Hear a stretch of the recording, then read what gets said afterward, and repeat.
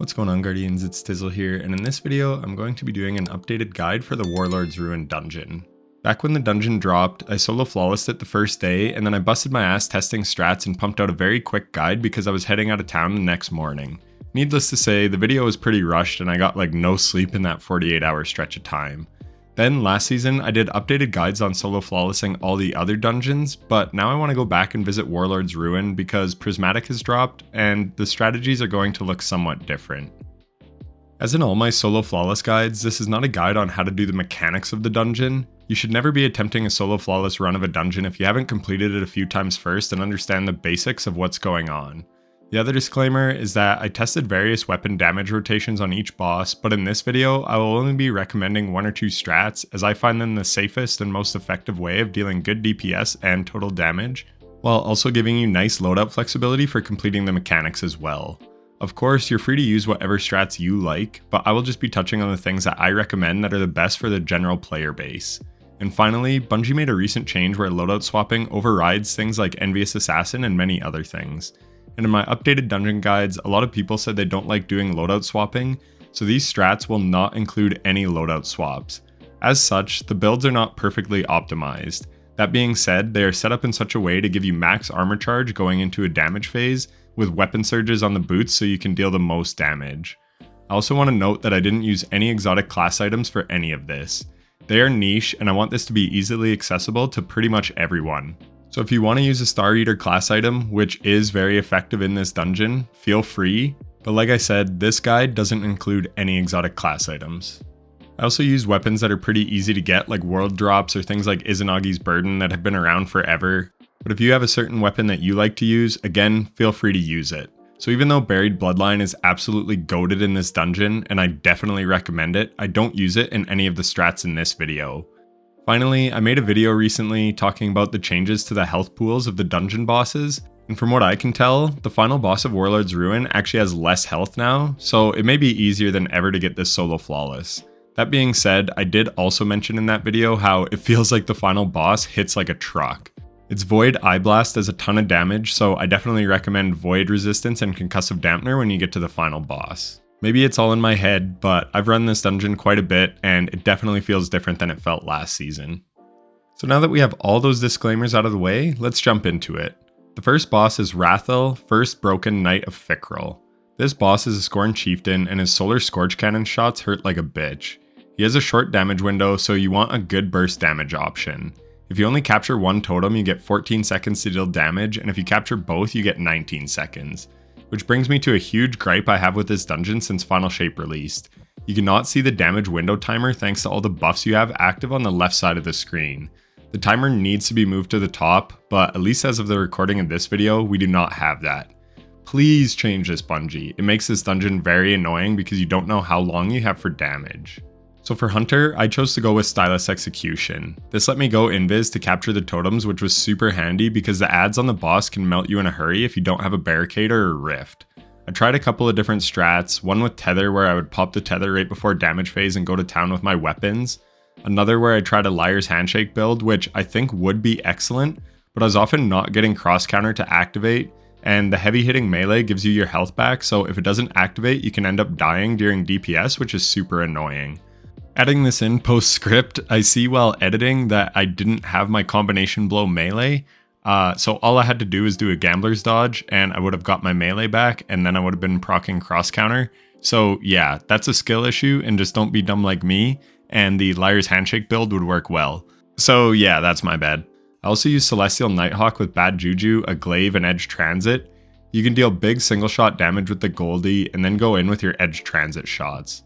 Make sure you have Facet of Dawn on to make you Radiant and run Smoke Bomb for a weaken.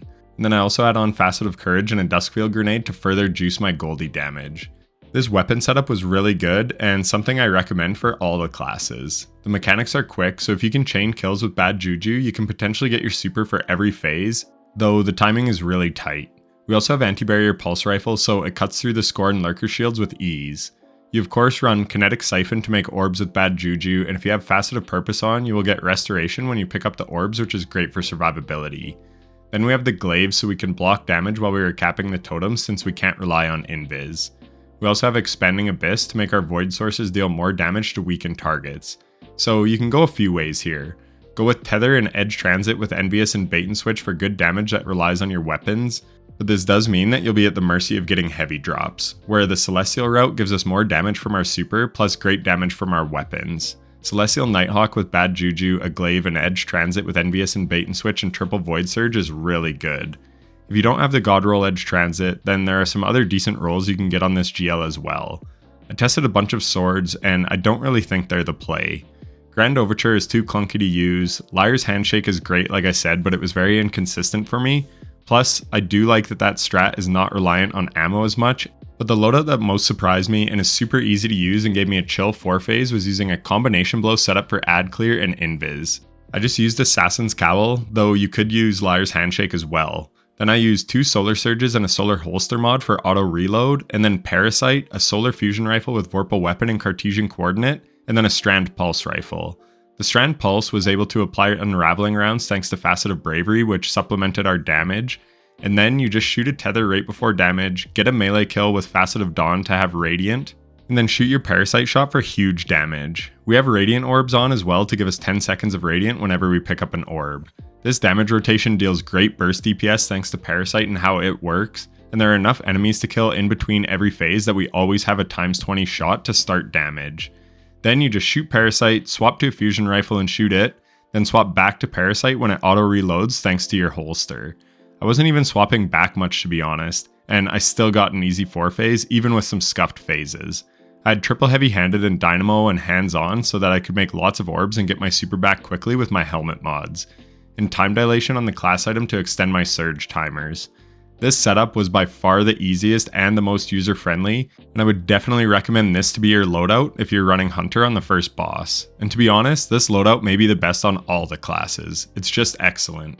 For Titan, like I just said, the Parasite Fusion combo would work wonders, but I went with an old favorite of mine instead, Legend of Acreus. I used the Insurmountable Skullfort build, which I made a video on, but basically it allows us to thunderclap all the adds with ease. This gives us all the ammo we need for damage. I used a Breachlight Strand Sidearm with Facet of Bravery for unraveling rounds. And then I had a Glaive and a Towering Barricade to allow me to easily capture the totems since we can't rely on Invis like we can on Hunter. And then Legend of Acreus with triple Arc Surge. The build is melee based, so we can use our Thunderclap on adds during damage, and this works in a number of ways. We have triple heavy-handed on the gloves, so we make an orb every time we get a melee kill, and we have Facet of Dawn, so our charged melee gives us Radiant. And then we also have Radiant Orbs for 10 seconds of Radiant when we pick up an orb. So we smack an ad, get Radiant and all that good stuff, and then it also procs Trench Barrel, which lasts for 3 shots and buffs our damage by 50%. Granted, this is if you have the Catalyst, so if you don't have the Catalyst for Legend of Acreus, first, what the hell are you doing? Get it done. And second, I don't recommend this without the Catalyst. All this combined allows our shotgun to hit like a truck. We also have Twilight Arsenal with Expanding Abyss to apply our weaken with the super and deal a ton of burst damage. And I don't like using suppressor grenades because they can suppress you, which is really bad. Yes, with Facet of Dominance, applying that weaken would be nice, but the risk is not worth the reward. It's a tight damage window, so you're better off to just keep dealing damage with your shotgun instead of trying to apply a weaken. So I just use pulse grenades with Facet of Dominance instead, which allows them to jolt. So yeah, this setup is an easy 4-phase as well, but the Parasite Fusion combo would also be great. And then that brings us to Warlock. I went with my trusty Fellwinter's Helm with Lightning Surge and Devour build. I tried Edge Transit with Bad Juju and Nova Bomb, and this went really hard with Expanding Abyss, but the ammo economy is kind of rough. And so again, I found Legend of Acreus to absolutely slap. And Fellwinter's Helm gives a 30% weaken instead of 15%, so it allowed us to hit even harder. And then you would think I would go with Nova Bomb for the huge burst damage, especially being the tight damage window that it is, but I actually went with Song of Flame. This gives us Radiant for our whole super and huge damage reduction, and gives us snap melees constantly, which can proc Trench Barrel. But one thing I didn't realize until watching my footage for this video is that you can't re-proc Trench Barrel. This is an extremely stupid interaction in my opinion. So if you still have 1 or 2 shots of Trench Barrel, and then I use my melee, it's not like it tops us back up to 3 shots of Trench Barrel, you just have to use your last shot and then re-proc it. This seems very dumb, but it is what it is, and if you're watching this video, now you know that so you don't have to screw up your rotation like me. You also want Void Grenades and Facet of Dominance to weaken the boss, and this also works on your Prismatic Grenade, which is great. I have Arcane Needle on for the triple Lightning Surge, But it's also really nice to send out on the boss to apply Unraveling for even more damage and proc Radiant with Facet of Dawn and proc Trench Barrel. But yeah, trust me, use Song of Flame for the great survivability. And even during damage, if an enemy is close to the boss, don't be afraid to Lightning Surge the enemy to apply that 30% weaken from Fell Winners. A lot of my damage phases were not optimal, but you can still chunk the hell out of the boss with this setup. So that is finally it for the first boss. For the traversal section, just know you're pathing through the jail and watch for the spike traps. And watch out for Screebs that can push you on the bridge. It's pretty straightforward. Oh, and don't grab any secret chests, as the Screebs may pop out and kill you. It's just not worth it on a flawless run, even if you're confident that it's not a trap chest. On to the second boss, and again, I tested a ton of options. I tested Leviathan's Breath, Anarchy and a Sniper, Parasite, Grand Overture, Edge Transit, Sleeper Simulant, Whisper of the Worm, etc. But there's really only one loadout option that I recommend, and this goes for all characters, and that is Dragon's Breath and a Solar Sniper Rifle. I like Ikelos Sniper with 4th times the charm and Focus Fury because it has deep ammo reserves and you get ammo back with 4th times the charm. And Dragon's Breath is the total damage king. And it's especially good this season thanks to Incendiary Rifle rounds which allow your Solar Sniper crit shots to apply Scorch. Then run Solar Fulmination for more ignition damage, and Sniper's Meditation for free sniper damage. Throw on triple Solar Surges and you're absolutely cooking.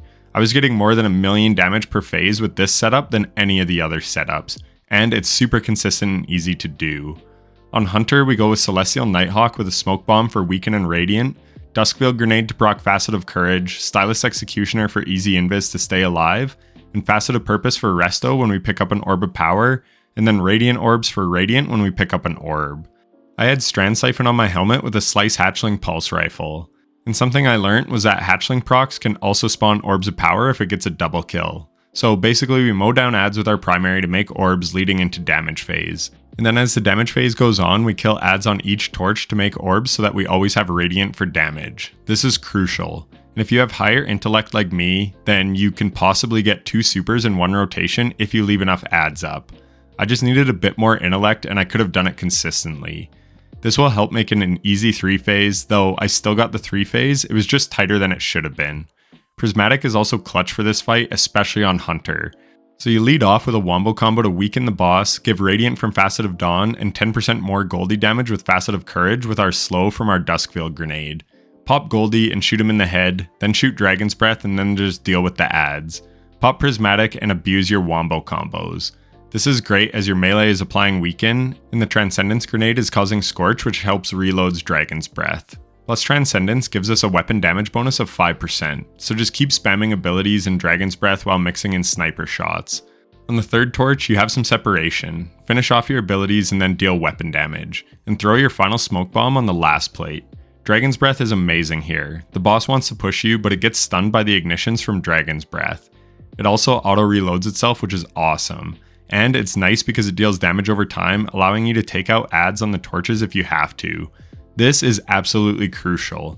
Like I said, I tried Leviathan's Breath, which I really love in a team setting, but if you don't cock the next arrow back as soon as it's ready with Archer's Tempo, you lose the draw speed bonus which kills your DPS.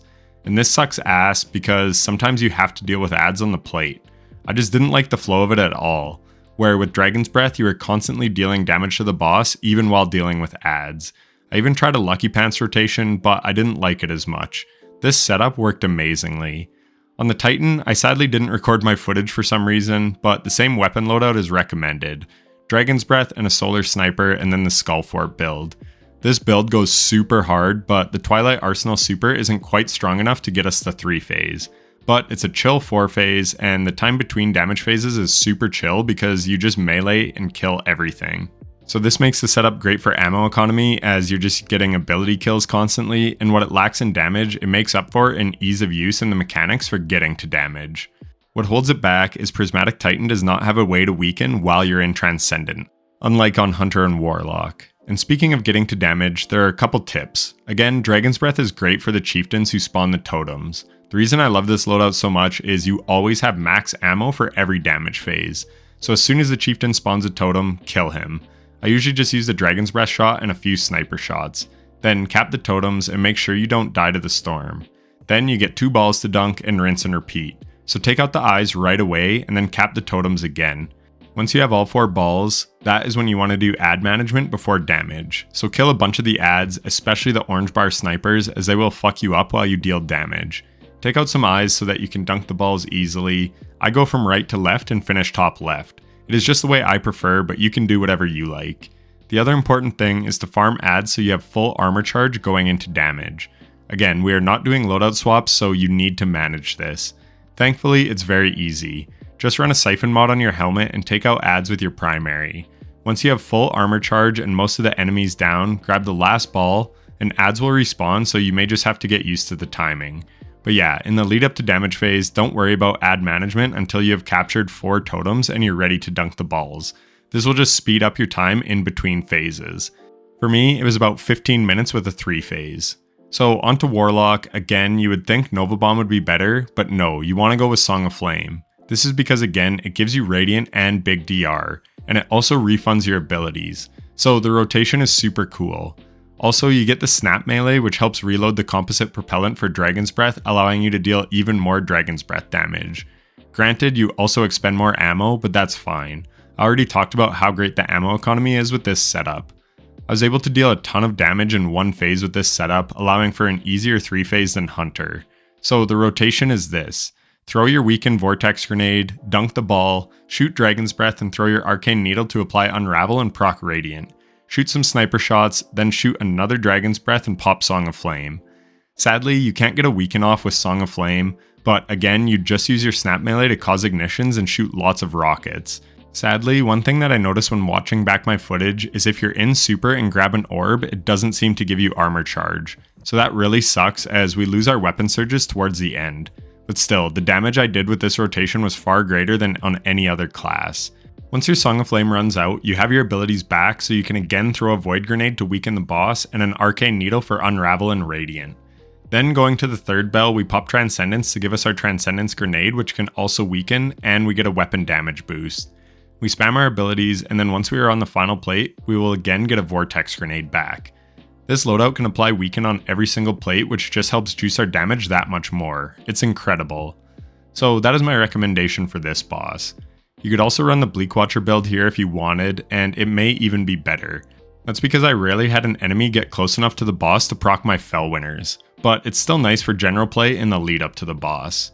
As for the traversal, again, just be careful and take your time, use your abilities, and use a sniper to take out the wizards and the snipers in the jumping area with the flying rocks, and you'll be fine. Onto the final boss, again, I have only one loadout recommendation. This boss fight again requires burst DPS, especially solo, as I only like to ever capture 2 totems. I think it's safer to capture 2 and then just prep for damage than to go for extra totems. So the loadout I recommend for all 3 classes is Izanagi's Burden with Edge Transit. Izanagi's is great for taking out the chieftains who spawn the totems, and then Edge Transit is awesome with expanding Abyss this season. So on Hunter, I ran a Gear Falcons build with Tether. Expanding Abyss on Tether means our Void sources hit for 35% more damage. So you shoot Izanagi, your primary, which for me was an auto rifle with Repulsor Brace for Void Overshield, and then dump Edge Transit. This strat worked amazingly. Gear Falcons is great because it's weapon based, so you get a ton of kills with your primary, which procs Heavy Ammo Finder, and ammo can be tough to come by in this fight. Then you can go Invis with Stylus Executioner and Gear Falcon's Volatile rounds, which makes capping the totems really easy on Hunter.